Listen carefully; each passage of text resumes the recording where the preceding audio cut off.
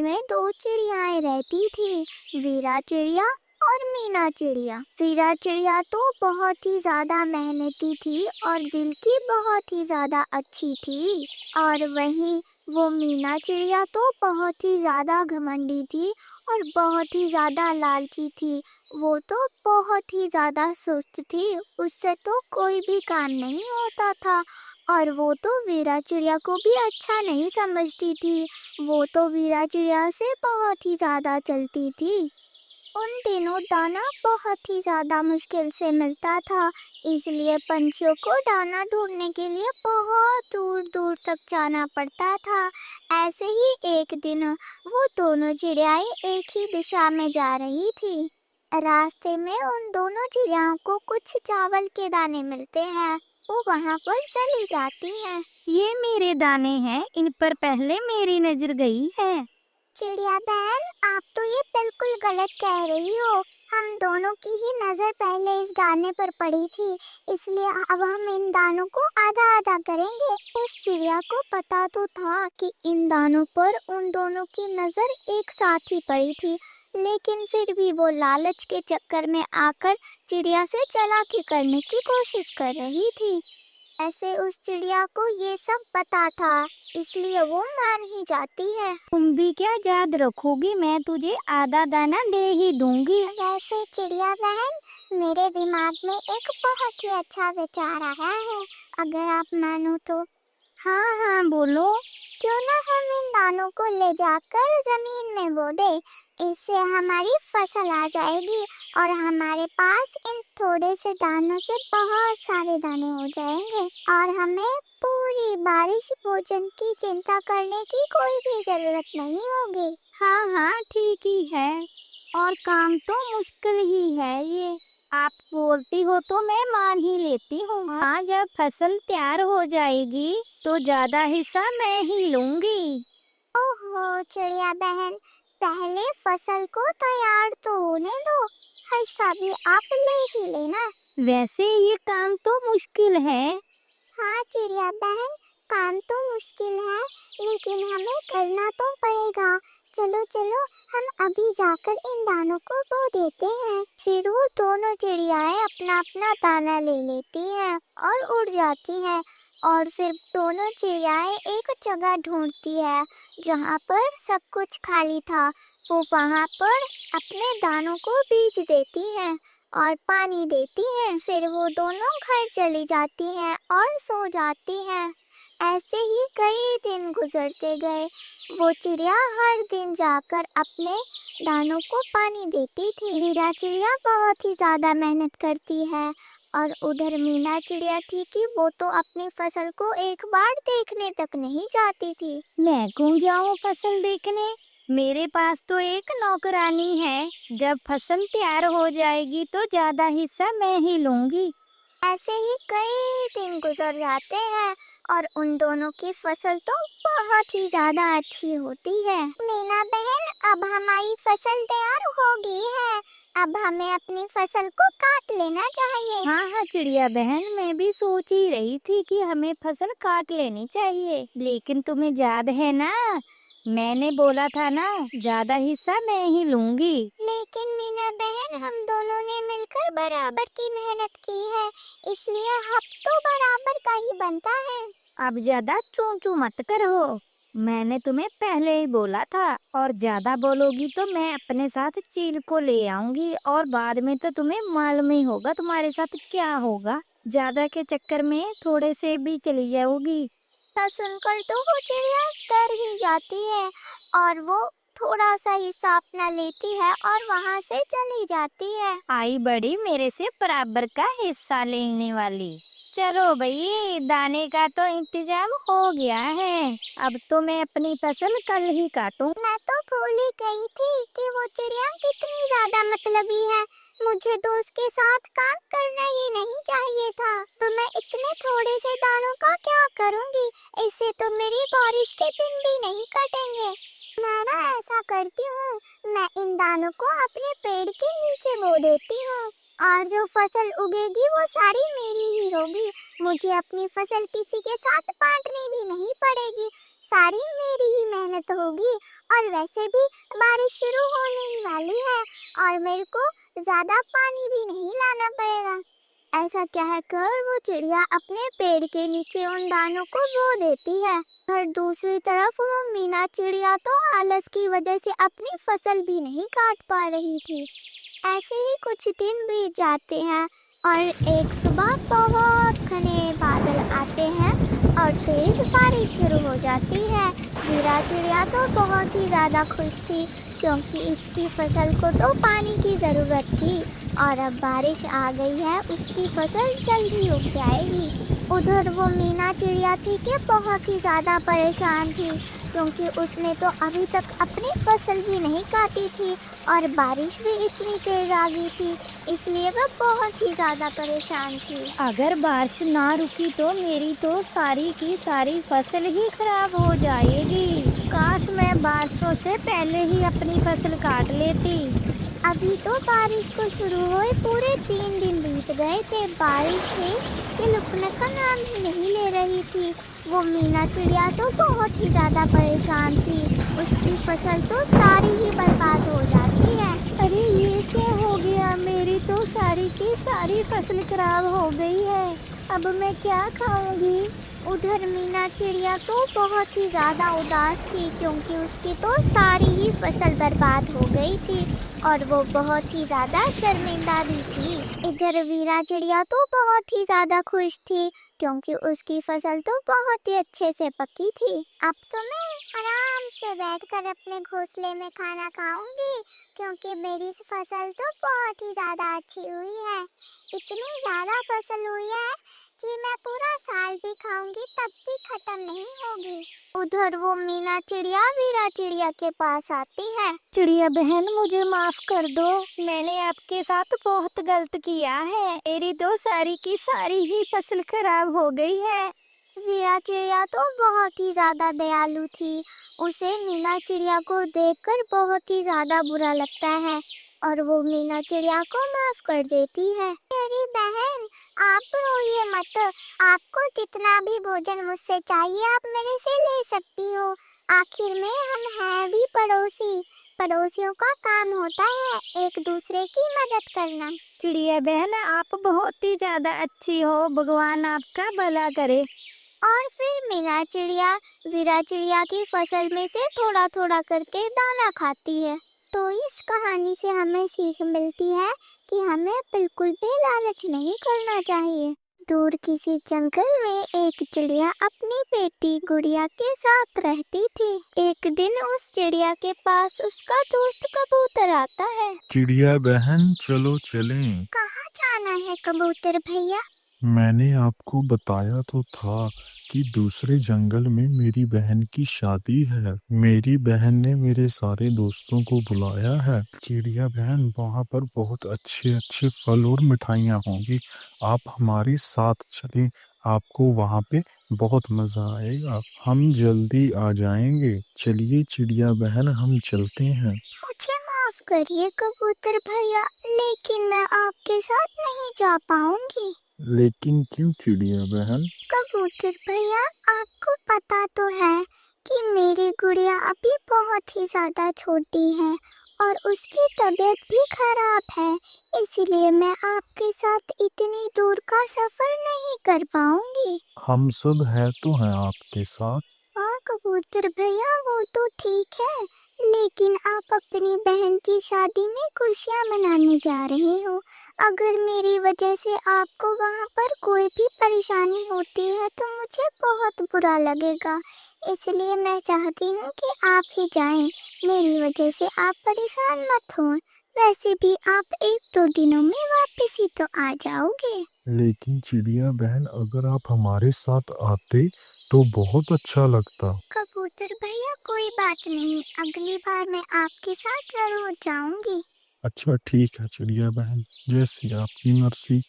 लेकिन मेरी बात सुनो चिड़िया बहन, आप दूसरे कौओं को मत बताना कि हम दावत के लिए दूसरे जंगल में जा रहे हैं, वरना वो हमारा पीछा करते करते वहां तक पहुंच जाएंगे। इस बार हम उन्हें लेकर नहीं जाएंगे। पिछली बार उन्होंने चोरियां करके हमें बहुत ही ज्यादा शर्मिंदा किया था। कबूतर भैया, आप चिंता मत करो, मैं उन कौवों को कुछ भी नहीं बताऊंगी। आप आराम से जाना और जल्दी वापस आने की कोशिश करना। ठीक है चिड़िया बहन, अब मैं चलता हूँ। आप अपना और अपनी बेटा ख्याल रखना। ऐसा कहकर वो कबूतर वहां से चला जाता है। फिर अगले दिन कबूतर अपने दोस्तों के साथ दूसरे जंगल चला जाता है। वो चिड़िया तो बहुत ही ज्यादा उदास बैठी थी, क्योंकि जंगल में कोई भी पंछी नहीं था। उसे बहुत ही ज्यादा अकेलापन लग रहा था। कितना सूना सूना लग रहा है। पता नहीं ये 2 दिन भी कैसे कटेंगे। बस मेरी बच्ची गुड़िया जल्दी से ठीक हो जाए, फिर अगली बार मैं भी पंछियों के साथ दूसरे जंगल में जाऊंगी। मुझे तो बहुत ही ज्यादा अकेलापन लग रहा है। जंगल में कोई भी पंछी दिखाई भी नहीं दे रहा। जब 2 दिनों के बाद मेरे दोस्त वापस आ जाएंगे तो मैं उनसे कहूंगी कि वो मेरा घर बनाने में मेरी मदद करें। कहीं बारिश ही ना शुरू हो जाए। ऐसे सोचते सोचते फिर रात हो जाती है। वो चिड़िया सो जाती है। तो अगली सुबह जब उस चिड़िया की आँख खुलती है तो वो देखती है कि आसमान पर बहुत ही ज्यादा गहरे बादल हैं। वो तो ये सब देखकर बहुत ही ज्यादा परेशान हो जाती है। और ये क्या, आसमान पर तो बहुत ही ज्यादा गहरे बादल हैं। अगर बारिश शुरू हो गई तो मैं अपनी छोटी सी बच्ची को कहाँ लेकर जाऊंगी। मेरा तो घोंसला बहुत ही ज्यादा बुरी हालत में है। अगर ये टूट गया तो मैं क्या करूंगी। मैं तो बिल्कुल अकेली हूँ। मैं अपनी बच्ची को लेकर कहाँ जाऊंगी। अभी वो चिड़िया ऐसा सोच ही रही थी कि तभी बहुत तेज बारिश शुरू हो गई। बारिश तो बहुत ही ज़्यादा तेज थी और ठंडी ठंडी हवाएं भी चल रही थी। कुछ समय तक तो उस चिड़िया का घोंसला ठीक था, लेकिन एक जोर से हवा का झोंका आता है और उस चिड़िया के घोंसले को गिरा देता है। वो चिड़िया अपनी छोटी सी बेटी को लेकर एक पेड़ के नीचे बैठ जाती है। ऐसे ही शाम भी हो जाती है, लेकिन रात को तो उस पेड़ के नीचे रुकना बहुत ही ज्यादा खतरनाक था। दिन तो मैंने जैसे तैसे निकाल लिया, लेकिन रात को मैं अपनी छोटी सी बच्ची को इस पेड़ के नीचे लेकर नहीं बैठ सकती हूँ। अगर ये और बीमार हो गई तो मैं क्या करूँगी। मेरे सभी दोस्तों दूसरे जंगल में गए हैं। यहाँ पर सिर्फ कालू कौवा ही है। मुझे लगता है कि मुझे उसकी तरफ जाना होगा। वो मेरी मदद जरूर करेगा। वो चिड़िया ऐसे सोचकर कालू कौवे के घर की तरफ उड़ जाती है। वो चिड़िया कालू कौवे के घर के पास पहुंच जाती है। वो उसके घर का दरवाजा खटखटाती है। कौन है ये? जोर जोर से दरवाजा खटखटा रहा है। मेरी तो इसने नींद ही सारी उड़ा दी है। मैं नहीं खोलता, जाओ। वो कौवा तो दरवाजा खोलने का नाम ही नहीं ले रहा था, लेकिन वो चिड़िया अपनी बच्ची के खातिर फिर से उस कौवे का दरवाजा खटखटाती है। कौवे भैया, मैं हूँ चिड़िया, आप अपना दरवाजा खोलें। मेरी बेटी गुड़िया बहुत ही ज्यादा बीमार है। अगर मैं इसे बारिश में ऐसे ही लेकर खड़ी रही तो ये और बीमार हो जाएगी। आप कृपया दरवाजा खोल दें, मैं बहुत ही ज्यादा मुसीबत में हूँ। वो कौवा तो चिड़िया की कोई भी बात सुनने के लिए तैयार ही नहीं था। वो दरवाजा भी नहीं खोल रहा था, लेकिन चिड़िया दरवाजा खटखटाती रहती है। फिर गुस्से में आकर वो कौवा दरवाजा खोल देता है और चिड़िया से कहता है, तुमने क्या मेरा दरवाजा तोड़ना है? इतनी जोर जोर से लगी हुई हो, तुम्हें पता नहीं है मेरी पत्नी सो रही है और तुम पागलों की तरह दरवाजे पर ही बैठी हो। अगर मेरी पत्नी उठ गई तो देखना, मैं तुम्हारा बहुत बुरा हाल करूँगा। वो कौवा तो खुद ही बातें करता जा रहा था। चिड़िया को तो कुछ बोलने ही नहीं दे रहा था। कौवे भैया, कृपया मुझे अपने घर के अंदर आने दें। मेरी बेटी गुड़िया बहुत ही ज्यादा बीमार है। आप मेरी मदद कीजिए। मेरा तो घोंसला भी टूट गया। क्या करूँ अगर तुम्हारा घोंसला टूट गया है तो? मैंने तोड़ा है क्या तुम्हारा घोंसला? तुम्हें क्या लगता है ये कोई धर्मशाला है जो मैं तुम्हें और तुम्हारी बच्ची को हमारे घर पर रख लूंगा? कितनी बढ़िया नींद आ रही थी। तुमने तो मुझे सोने तक नहीं दिया। अगर तुमने दोबारा दरवाजा खड़काया तो देखना मैं तुम्हारा क्या हाल करता हूँ। इतना कुछ बोलकर वो कौवा तो गुस्से में दरवाजा बंद कर लेता है। चिड़िया उदास हो जाती है। कुछ समय वहाँ पर बैठने के बाद उसे ध्यान आता है कि वो अपने दोस्त कबूतर के घर जा सकती है। अरे, मैं तो भूल ही गई। मैं तो अपने दोस्त कबूतर के घर भी जा सकती हूँ। फिर वो चिड़िया जल्दी अपनी बेटी गुड़िया को लेकर कबूतर के घर चली जाती है। चिड़िया अपनी बेटी को लेकर आराम से कबूतर के घर में लेटी हुई थी।